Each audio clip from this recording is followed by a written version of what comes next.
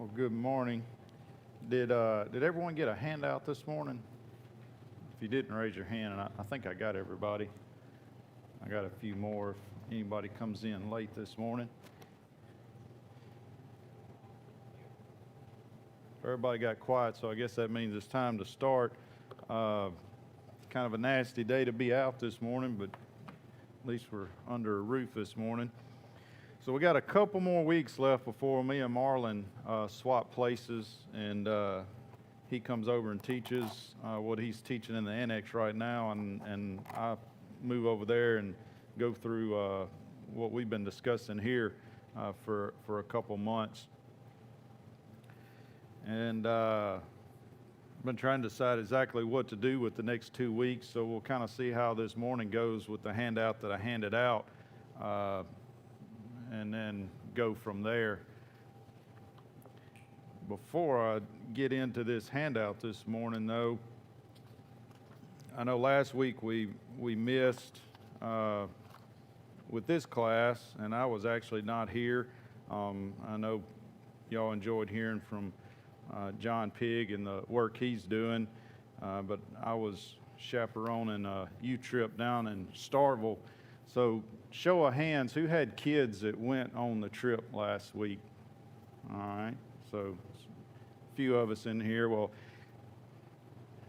I'll say the hardest part, or the only real difficult part about chaperoning that group was me and Marlon had to sleep on air mattresses Saturday night in the church building floor. So I realized I've gotten to the age where sleeping on an air mattress is not very comfortable. But other than that, you should be proud of the kids because they were very well behaved. Was a pretty easy trip to chaperone from that respect. Does anyone remember where we left off last week or week before last?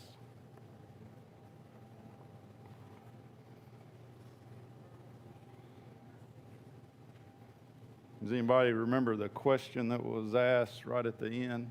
Or maybe you didn't hear it because we were closing up. Well, we've been talking about qualifications of elders. We've been going through 1 Timothy and Titus and kind of wrapping that up. And again, you could spend a whole quarter just digging through those couple of sections of Scripture, studying and going through those qualifications, and we've spent several weeks on it, but again, in some degree, it feels like we're just skimming the surface. But the question did come up as we were closing last week when you're talking about these qualifications is, what is the requirement for an elder? Are they required to have multiple children when it talks about those verses? So to get into that, and if the person that asked that question hadn't been here this morning, I might would have moved on. But we're going to back up because this, and I'll say I'm not, as I said last week, I don't know that I'm going to give you a straight answer, but we're going to discuss it and kind of look at what I have found. But before we do that, let's 1 Timothy chapter 3. I want to just read through that whole set of qualifications again as we discuss that. 1 Timothy chapter 3, and I'm reading from the ESV if you have a different translation. The saying is trustworthy. If anyone aspires to the office of overseer, he desires a noble task. Therefore, an overseer must be above reproach, the husband of one wife, sober-minded, self-controlled, respectable, hospitable, able to teach, not a drunkard, not violent but gentle, not quarrelsome, not a lover of money. He must manage his own household well with all dignity, keeping his children submissive.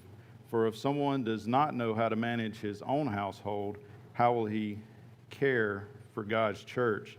He must not be a recent convert, or he may become puffed up with conceit and fall into the condemnation of the devil.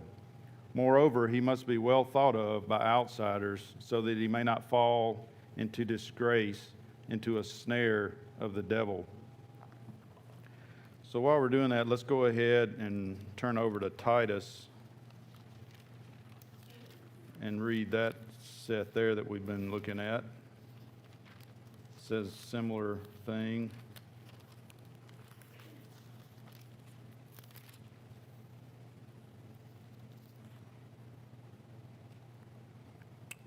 Let's start in verse 5 there of Titus 1. This is why I left you in Crete, so that you might put what remained in order and appoint elders in every town as I directed you. If anyone is above reproach, the husband of one wife, and his children are believers, and not open to the charge of debauchery or insubordination, for an overseer as God's steward must be above reproach. He must not be arrogant or quick-tempered or a drunkard or violent or greedy for gain, but hospitable, a lover of good, self-controlled, upright, holy, and disciplined. He must hold firm to the trustworthy word as taught, so that he may be able to give instruction in sound doctrine and also to rebuke those who contradict it. All right, so that question come up, and I'll just kind of walk you through kind of the process I went through of coming up with what I'm going to share with you.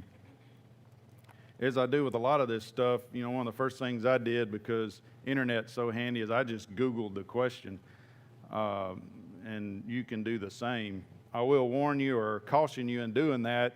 You know, there's all kind of stuff out on the internet you can find, and with this, just like with a lot of stuff, I found some stuff that said one thing, some stuff that said the other, and if you even look at the, hold on one second, or I'm going to flood the baptistry.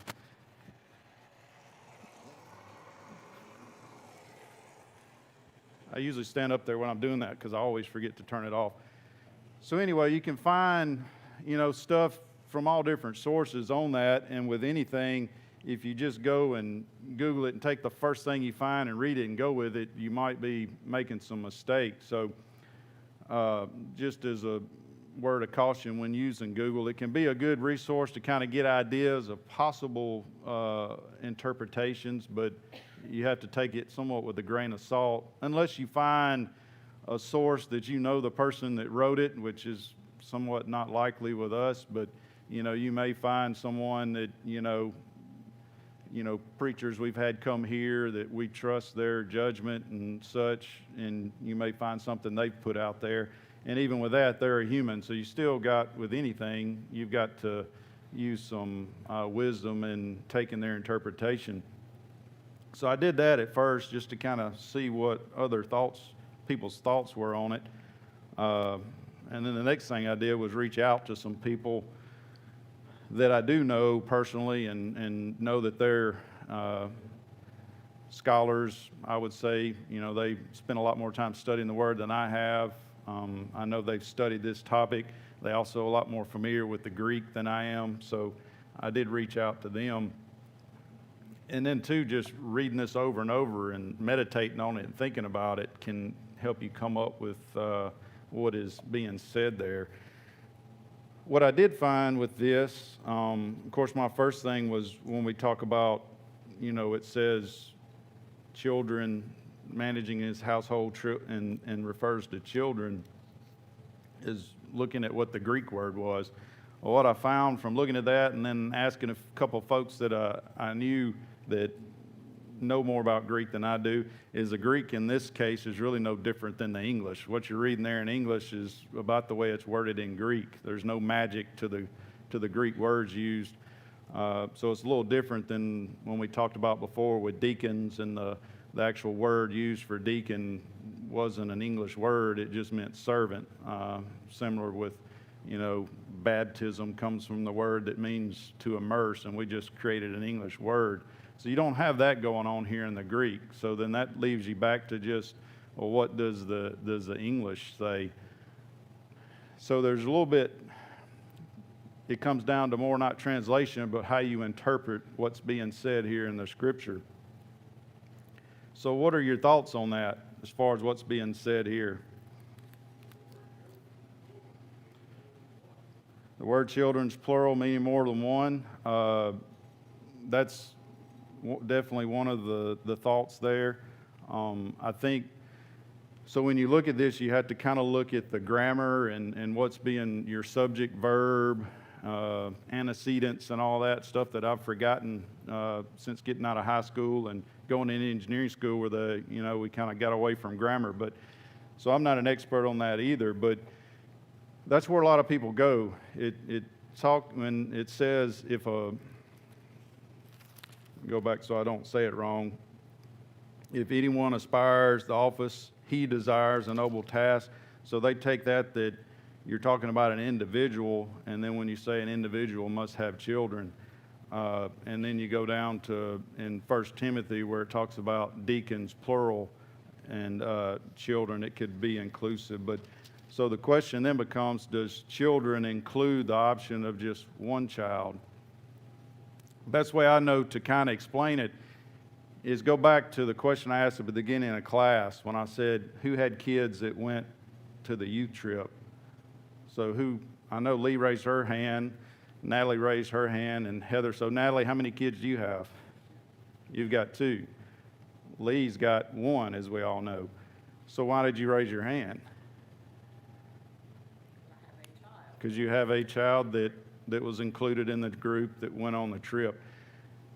That's the way a lot of people interpret this when you're talking about elders, because even though it goes to referring to an individual,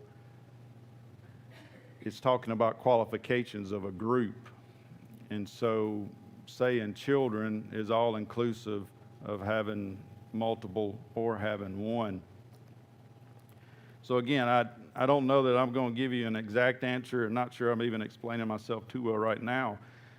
But from looking at it as much as I've looked at it, that's kind of my interpretation. Because if you go back and look too, what is the main point that the author's making here?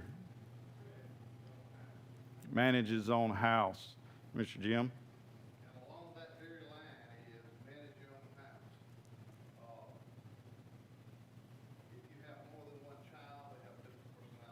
Right. Yep.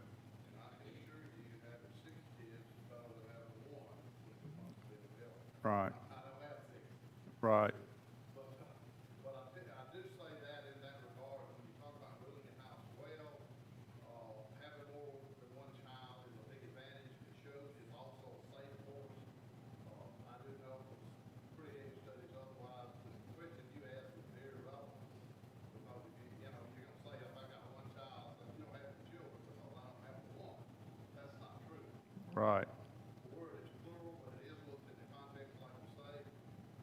Along the same line, I think I mentioned this class one time before. We had, when I was coming up to the congregation, we had a man that kept us from having elders because he only had one child and he was not disturbed. Right. You got to also think about violating your own conscience and what you feel about it when you do it, not just do what everybody else tells you. Right. So there are a lot of things involved with the safe course that we talk about. You have more than one. And I can tell you, if you only have 2, and most of you had 2 or 3 or 4 or 5 or whatever you had, no 2 children have the same personality. You deal with it in the church. No 2 people have the same Right. personality. I can tell you without a doubt. It helps you.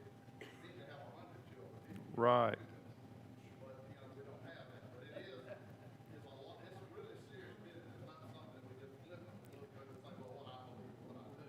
Right. Look at the whole context of what an elder's qualifications are, what they need to perform as well as they can. They're not perfect. Please don't make anybody perfect. Right. They're not. Just because you have to serve the elder qualified does not mean you're perfect by a long shot.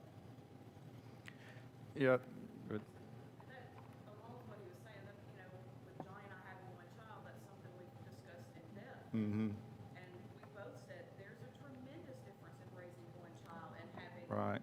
siblings that bicker and fight. You're dealing with that kind of thing. So there is a difference Yeah. in the way you manage your household. Yep.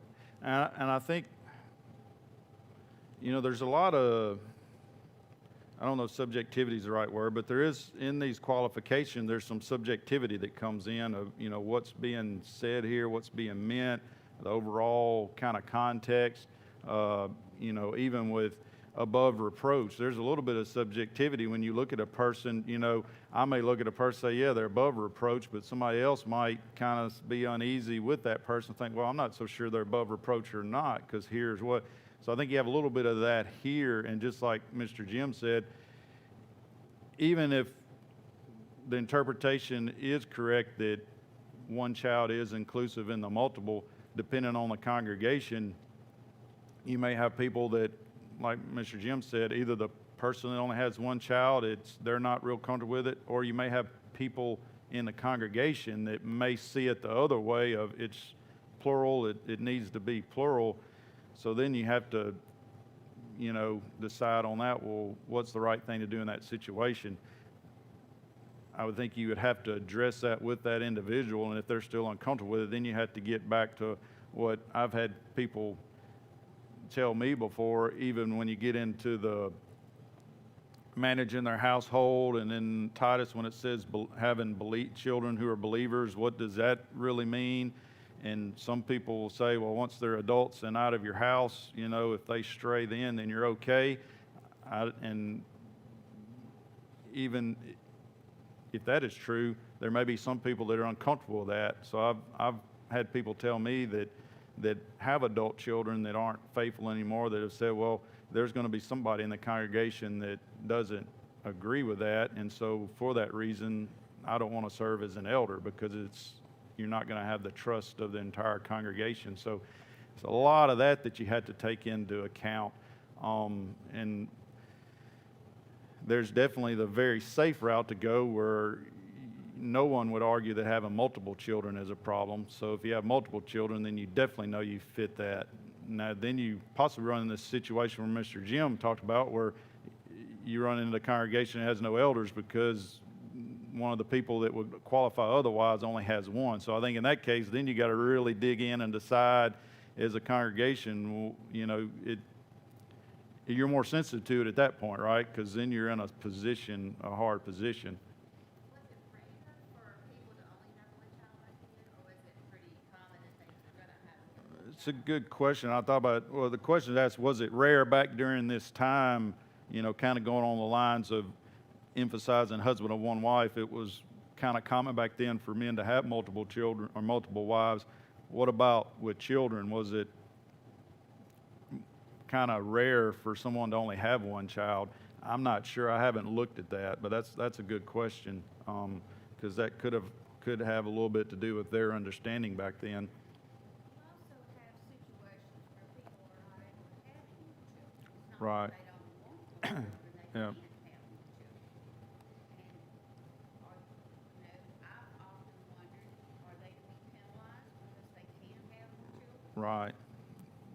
The point was that there's some people that physically can have more children, so are you penalizing that person that would otherwise qualify? Something to think about.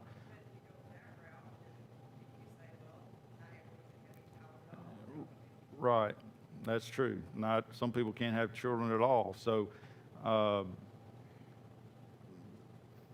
I don't know that you can use any or all of, to prove your point one way or the other. Again, it's not an easy topic.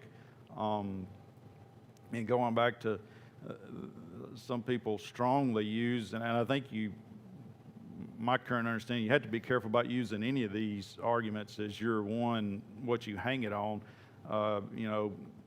In past, I've heard, one of the biggest arguments for multiple children as well, just like Mr. Jim said, managing two children is different than managing one, which I agree with and is something to consider when thinking about this. But even having two children, Marlon's got twin girls.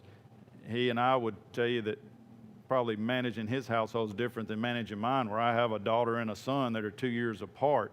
There's, just from us talking, there's differences there. There's similarities, but there's difference. And, having a house full of boys is probably different than having a house full of girls. So, the differences and the whole thing, Miss Dean and Mr. Cursor could probably tell us stuff, because I know they've got more than two children. So managing their household through the years has probably been different. Just going through this, one thing I thought of, what about the people who have a child, and then when that child's out of the house, they have another child? That's different, because it's almost like they're raising two individual children. Yes, they're dealing with, still those two children have different personalities, but time has changed. They're not dealing with them in the same house where they're fighting all the time. So I think, you have to be careful with going with just that as your sole reason for multiple children. And again, I think each congregation has to decide for themselves what path they're going to take on that, depending on the congregation. In my studies and interpretation, I personally would have no issue with someone with only one child serving as an elder, but not to say that that's what we should do here, because again, it's the congregation and what the congregation feels, and not to throw it back on Mr. Jim, but ultimately, if going with some of these other verses, and if you go in 1 Peter 5 verse 6, it talks about the youngers being subject to the elders, and as a congregation, that's who we're subject to. I think these are the type of issues we have to lean on our elders to look at that and use wisdom and their best judgment on that, and take their guidance on that. When it comes to things like this, I think our elders can help us, come to some sort of conclusion on that. I guess what you have to do is, instead of thinking what's best for the elders, think what's best for the congregation. Right. And if you avoid at any expense, any controversy Yeah. at all in the congregation, then you would lean towards having Multiple children, and that's the way a lot of congregations probably do, is avoid any conflict, any questioning, and that's definitely a direction that you can go with it. It's always better to be, safe. Right. That's the way I was taught. I know I was taught that you had to have one more child. So I asked the man one time, and, because he only had one child, if he was an elder, and I asked him about that. And he said, if somebody comes up and asks you, do you have children? Are you gonna say no, because you just have one child? Right. And so that's the way he explained it. Yeah. He said it to me. And that's the way a lot of people look at this, and I somewhat agree with that myself. When you just look at, he's focusing on, to me, the main point here is managing your household well. So then you have to ask, can you make a judgment? Because again, it's a subjective thing. You're looking at an individual and using their life and the way that they conduct themselves to make a judgment call on whether or not that person would serve well as an elder. And again, going back to what Mr. Jim said, yeah, if they've got 20 children and you can see all 20 of they're managing that household well, then you're going to have a real high confidence that, yeah, he's managing the household well.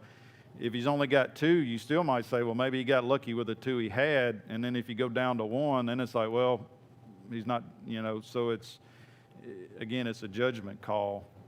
I think it goes back to what you said a couple of Sundays ago, that you just have to look at the whole picture. Yeah. Even when it goes to managing your household, in a couple of years, we won't have any kids in our household. And how are they doing outside of us? I mean, even if they do stray, look back at how we did, did we do what we were supposed to do? Yeah. I mean, is there something underlying, or is it just something they did on their own? Maybe, you know what I'm saying? Yeah. It's like a whole picture thing. That's the way I see it. So one kid, 20 kids, how are you doing? Right. And I will say this, just from my study on this, and of course, as trying to teach a class, I probably studied a little harder than I would have otherwise, which is just an excuse, really. I should be studying this just as hard anyway. And that's something that I would say when it comes to selecting elders, sometimes our approach is we find a person that, maybe we, for lack of a better word, we like that person. We think he's a good guy, I'll use Marlon as an example since he's over there teaching and is not hearing me. But, I may say, well, I think Marlon's a great guy. I think he ought, he'd probably make a good elder. And then I go to these scriptures and start trying to fit him into those qualifications, right? I start, well, does he manage his household well? Is he above reproach? Does he? And I think there's a danger in doing it that way, because I've already, same way with when we study scripture, if like with the multiple children. If I right off the bat said, yep, I've always been told you got to have multiple children, so let me go to Google, I'm going to find something that'll support that argument in probably 2 seconds. But if I go at it with an open mind of let me see what the scripture says, then you're going to take it all in, and you still may be where I am today and still a little confused on it, but at least you haven't blindly headed down a path. I think we can make that mistake when it comes to selecting elders. If I'm already invested in Marlon because I like him and I want to fit him in that position, and then I go start trying to prove from Scripture that he qualifies, I might blind myself to maybe missing something that maybe he doesn't have that qualification. To me, the better approach is when it comes to selecting elders is to, study like we've been studying this class, but also on an individual basis, read these scriptures over and over, meditate on them, and not just 1 Timothy and Titus, but some of the stuff that maybe we're going to get to today with what a shepherd does, kind of what Mr. Jim was alluding to before. Not only do you need to look at the qualifications, you need to look at what this man's going to be doing. What is his job? Because that will affect, your choices and who you feel qualifies as well, is looking at what they are, going to be doing for the congregation. I think a better approach is to study that, and I think after you go through all that, you're not going to have to look around the room and say, oh, well, let me see if Scotty fits. Let me see if Marlon fits. Somebody's more than likely, just looking at that overall picture, somebody's going to pop in your mind that sounds like, when I look at that over picture, that sounds like Marlon. Then you'll still need to go back and look at those qualifications in detail and study even more to make sure that you're, for lack of a better word, your gut feeling is guiding you right. But that's more the approach that I personally take when it comes to that kind of stuff, because, again, this is when you talk about these qualifications, there's some subjectivity and judgment calls you have to make on whether or not that person fits and how they're going to serve. Any other thoughts on that, or have I confused and frustrated you even more than you were to start with?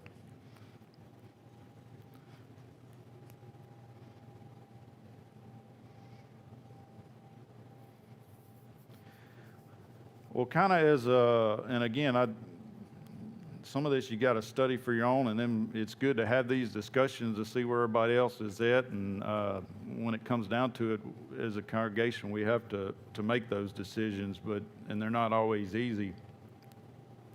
Somewhat as a segue into the handout there, if you did get a handout, I got some more up here, but it's not much to the handouts, just the scriptures we're going to look at, and then some blanks for you to fill in if it helps you with taking notes. But if you want to go ahead and turn to Ezekiel 34, that's kind of where we're going to be for the next few minutes, and then we'll have to finish up probably next week. But we talked about, this question about children and whether or not that includes one. And again, the main point, manages his household well. Several weeks back, we talked a little bit about what that means, and again, you could probably spend a couple weeks on what it means to manage your household well. But somewhat as a review, what does that mean, manages his household well?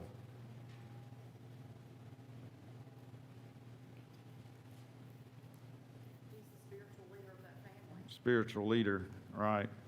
It doesn't mean that he just keeps the finances of the house straight and budgets and manages it from that respect, does it?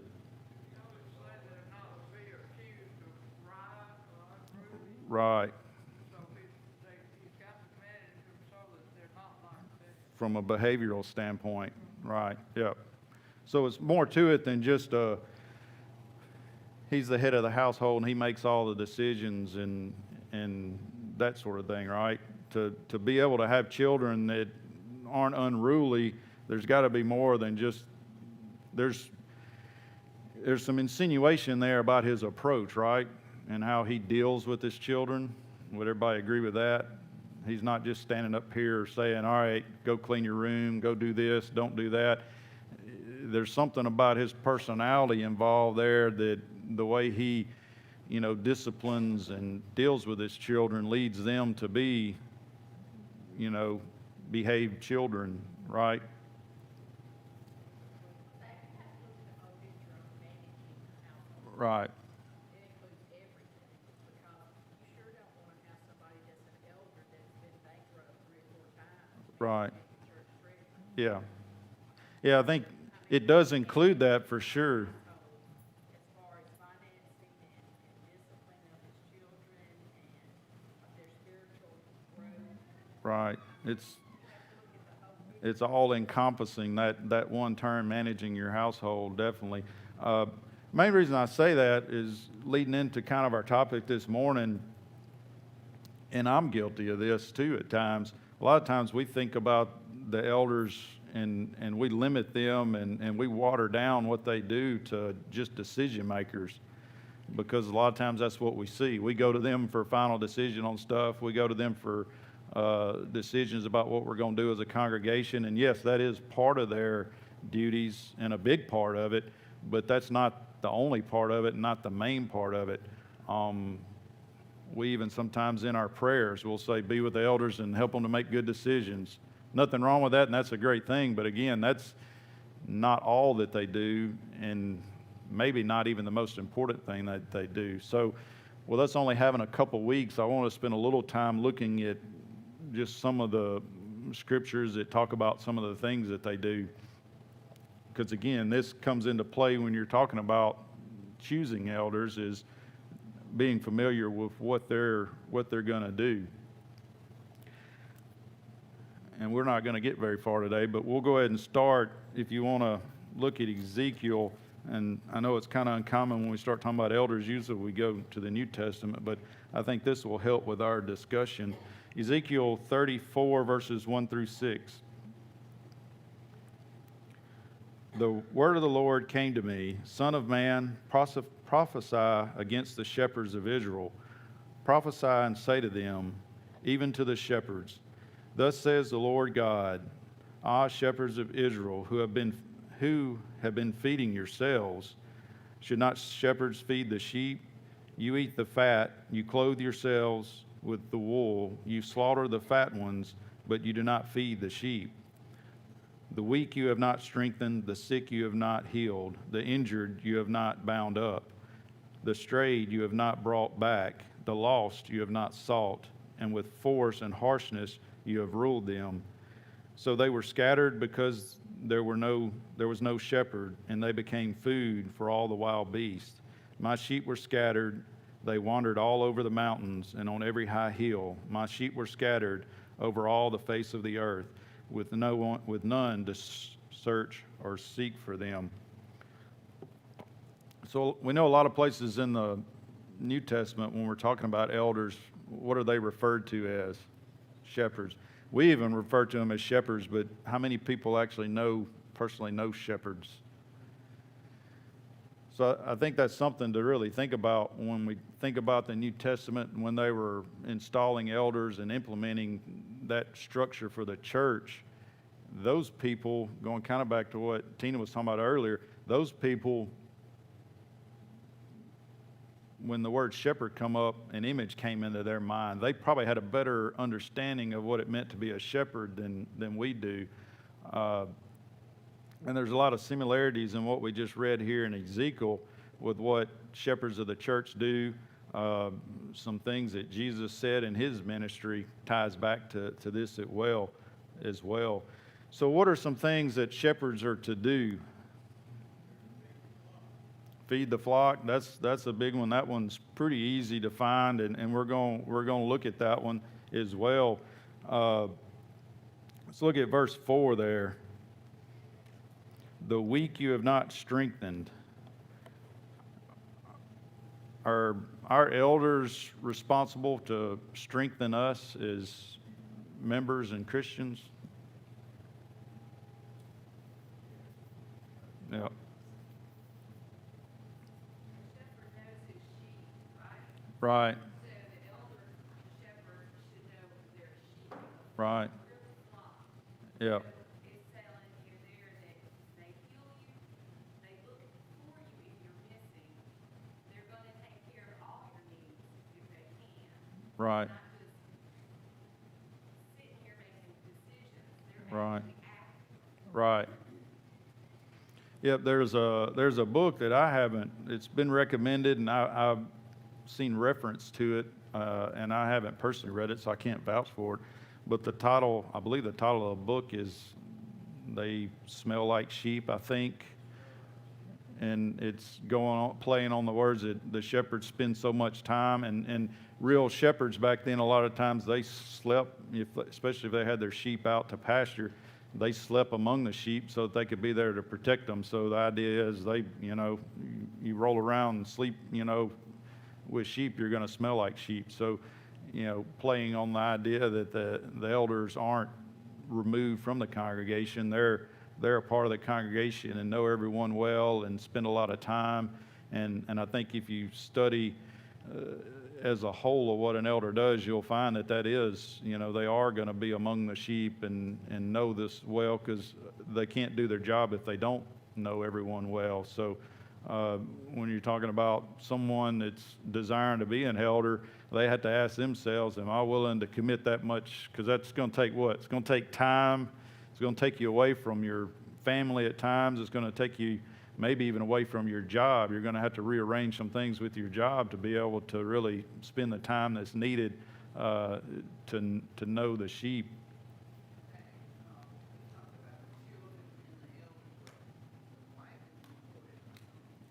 Right. Yep.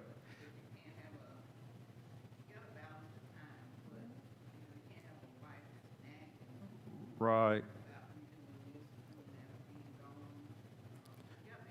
Yeah.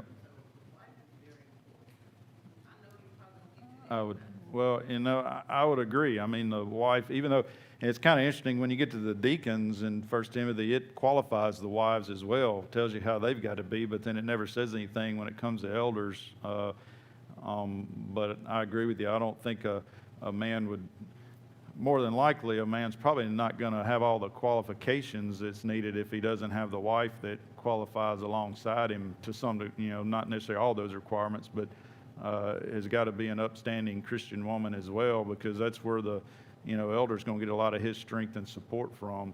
And like you said, understanding from her standpoint that there's going to be some things he can't tell her. There's going to be some times he's away from home and those sorts of things.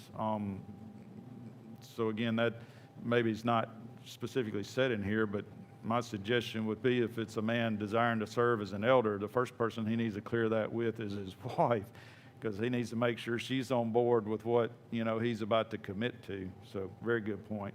Just like last week, Brother Pete was talking about, they did a husband and wife team for their preachers there in Mexico. Right. The wife went through the training of the scripture, just like the husband. Yeah. And they were a team. Yeah, that's true. And it is somewhat of a team, especially when you get down to the hospitality requirement there, the portion of it that is an elder opening up in his home, which is not necessarily all that's talking about there, but again, yeah, it's very important for the elder's wife to be considered there. Any other comments on? We tell a lot about how they manage a household by observing the relationship between the husband and his wife and his children. Right. Watch how they relate. Yeah, We tell a whole lot about how he manages his house. that's true. You can, Respect that they either have for him or do not have yeah, for him. right. And then how he treats them as well. You see a lot about his part, which is probably the reason that qualification is in there. You see a lot about a person's personality and how they conduct themselves by how they deal with their families. Because even though it's not right, we're most comfortable around our families, right? So we're going to let our guard down most around them. So if we can't, we're more likely to show our true colors when we're around our family than we are, in public. We can kind of keep ourselves in check. But again, an elder's going to if he's performing to his highest, possible level, he's going to get that comfortable around us because we're all family, right? So at some point, he's going to be showing those true colors with us as well. So again, no man is perfect, and it may seem unfair, but to some degree, elders are held to a higher standard when it comes to that, and held accountable and judged. I mean, just like God is, sending his prophet to these elders of Israel, not the same, the church hadn't been established yet, but these elders were, which is again, goes back to the New Testament. When they refer to elders, they had an understanding of what elders were because they were closer to the older way of doing things, where your older elders of the community were your leaders. So when God is sending this message to these elders, leaders of Israel, he's pretty rough on them because they're not doing their job. So same thing with the New Testament. God's expecting these men to take care of his church. Hebrews chapter 13, verse 17. We'll look at that, and then we'll stop, and we'll cover the rest of these next week and try to wrap this up as best we can next week. And again, it's already been mentioned about elders are to feed the sheep. You can look at 1 Peter 2, verses 1 through 2. We won't look at that, but that's where it talks about infants needing milk. So it is ultimately responsibility falls back on the elders to ensure that the congregation is being fed spiritually as they're needed. But Hebrews chapter 13, verse 17. Obey your leaders and submit to them, for they are keeping watch over your souls as those who will give an account. Let them do so with joy and not with groaning, for that would be of no advantage to you. Very powerful verse, a lot said there. It kind of touches on a lot of the things we talked about. Us being obeying and being subjective to them. Not saying we're going to always agree with them, but if it's a scriptural decision they're making, there's some obligation and responsibility on our part. We spend a lot of time talking about elders and their responsibilities and their qualifications.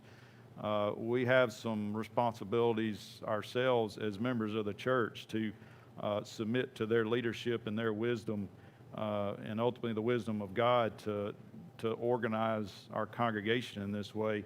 But again, it touches on the fact that they are keeping watch over our souls, which is a very sobering responsibility, and the fact that they will give some account for their ability to do that. And then it closes out with how they're supposed to do it. It's not supposed to be out of feelings of obligation or resentment, but it should bring joy to them when they do that. So any other comments on that? And again, we'll pick up there next week and try to finish up some of that discussion and maybe get into some other stuff. I appreciate your comments, and again, hope I did not confuse you, at least not any more than I'm already confused in our initial discussions, but I think this is, because of some of these things, it's really important for us to study, not just in a classroom, but this is some things we need to be, because leadership of our church is really important. So it's something that we should spend some time individually studying these things and coming to our own conclusions about some of these things as well.